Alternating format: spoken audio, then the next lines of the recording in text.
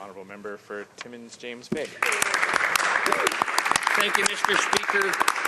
As always, it is a great honour to stand in this place, chosen to speak on behalf of the people of Timmins James Bay, and certainly proud to rise today on the issue of the abuse of the public trust and taxpayers with the misuse of government resources, particularly the use of the Challenger jet.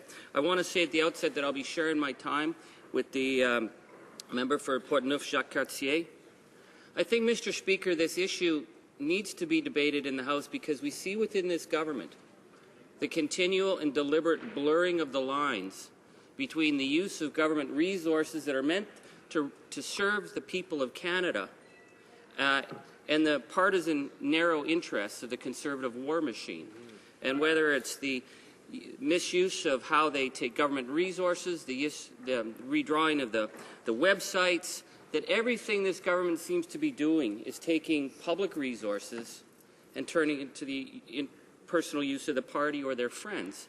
And that is something, Mr. Speaker, that they used to rail against the old Liberal regime. I want to say also at the outset, Mr. Speaker, that there are rules about the use of flights that are very clear, that were set up by the Board of Internal Economy. For members of Parliament who do have to charter planes into isolated regions, for example, I've had to chart flights up into James Bay, there are clear rules. Number one, you have to ensure that the only people who are on those planes actually are government staff. If anyone else is on the plane, they would have to be put on the flight manifest and they would have to pay the full charge. But the Board of Internal Economy is very clear on this. So when you find out that a guy who raised $3.5 million for the Prime Minister gets to fly back and forth from Calgary, that's simply not acceptable. That's an abuse of trust. Yes. Mr. Speaker, I'd like to read a few quotes that I think will put this into context. Quote, "We have seen the Prime Minister flying around the country on Challenger jets, doing a few hours of government work, and then spending the rest of the time campaigning and fundraising. Meet the new boss, same as the old boss. This culture of entitlement goes on, and the public must be given a chance to put an end to it." Who said that? Our present Prime Minister when he was in opposition. Yes, meet the new boss, same as the old boss over there. Mr. Speaker, the issue here is that this is a government that's telling the rest of Canadians that the cupboard is bare.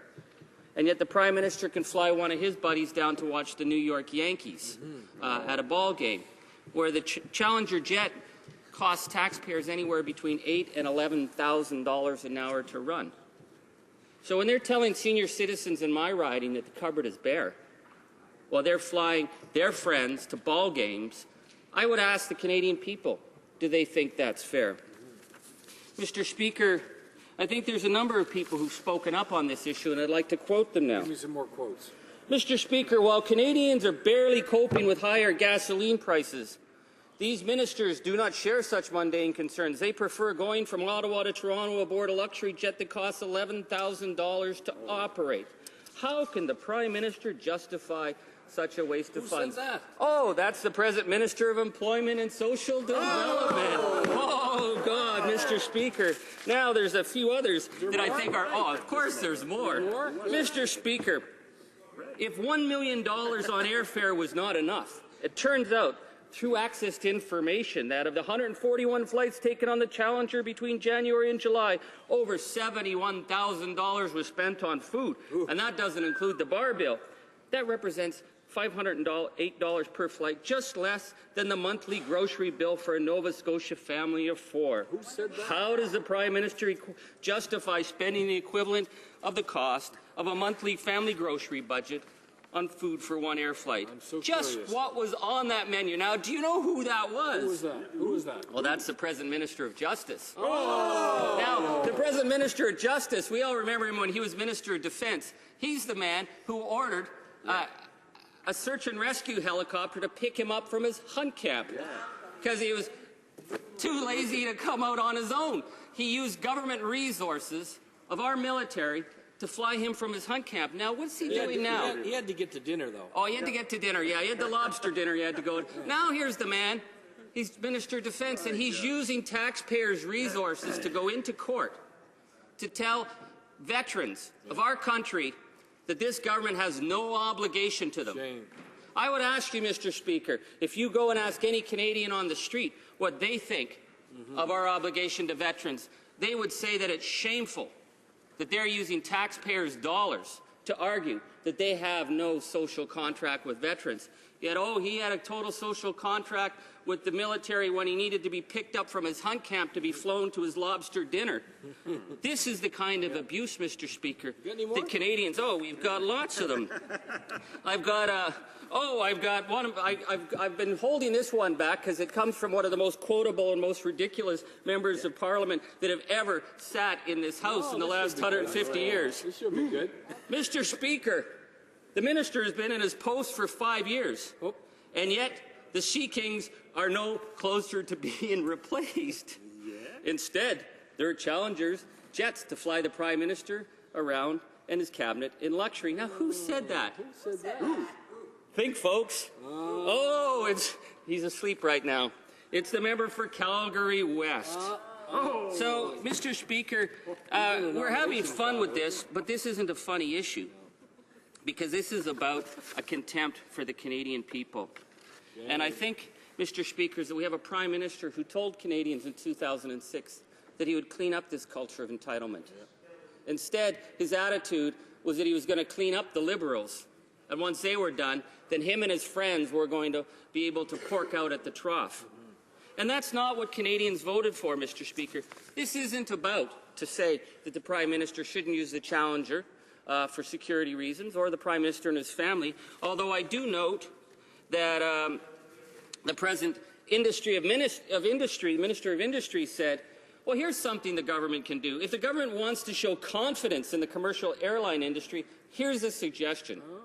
Will the Prime Minister park his Challenger jet and fly commercial skies as other Canadians do, as a sign of faith that security works? That's an interesting idea. Well, that's what the present Minister of Industry said when he was in opposition. He wanted the Liberal Prime Minister to fly commercial air. Say that in cabinet, though. But he doesn't say it in cabinet because they enjoy the perks. But again, Mr. Speaker, this is the abuse of the public trust from a government that said that they would do something better. And they're doing it at a time when they're telling senior citizens that the cupboard is bare, when they're telling veterans who served our country, hey, buzz off, we're done with you, and we'll go to court to fight you. When they're telling First Nation children in the North, you don't deserve schools because we can't afford them.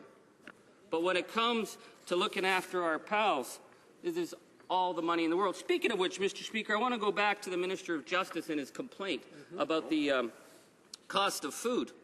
And he wanted to know how they could justify wasting that much money on a flight. And yet we just find out that the Prime Minister spent $32,000 feeding his hand-picked crew that went to Israel. That was $150 per meal, and if you look at what they were serving, oh man, those sandwiches, they look pretty brutal, Mr. Speaker. At least if they're going to blow money like that, at least they could serve people well. The bread was fresh. Mr. Speaker, I think we Canadians expect better from this Prime Minister, and they're not getting it.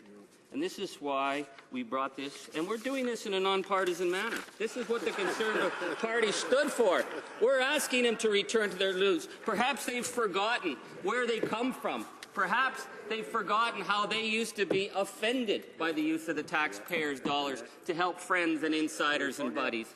So this, Mr. Speaker, is a moment where we reach out across the aisle to our poor, wayward, lost children of the Conservative Party and try and bring them back into the fold of accountability and say, this is just one little way of doing this. Mr. Speaker, we can rehabilitate them. Well, I don't know if we can rehabilitate all of them, but you know what? I think we could maybe... We're willing to try. We're willing to try. That just shows the kind of people that we have on our side, Mr. Speaker, is that we believe that people can be reformed. Even the old reformers who've certainly given up on their all sense of accountability.